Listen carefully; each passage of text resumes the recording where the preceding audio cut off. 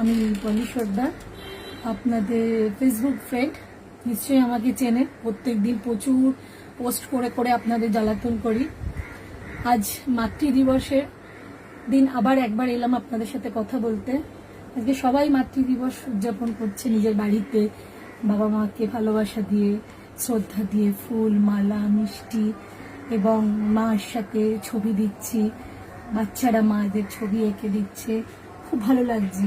মাকে নিয়ে যে আমরা প্রত্যেকটা দিন, প্রত্যেকটা সেকেন্ড উদযাপন করতে পারতাম এইভাবে, তাহলে হয়তো মাকে আরেকটু বোঝাতে পারতাম, মা তোমায় কত ভালোবাসি। কিন্তু বলা হয় না কোনো দিন যে মা আমরা তোমাকে ভালোবাসি। কিন্তু মা সবসময় স্পেশাল হয়। প্রত্যেকটা মুহূর্ত আমরা মায়ের সাথেই বাঁচি।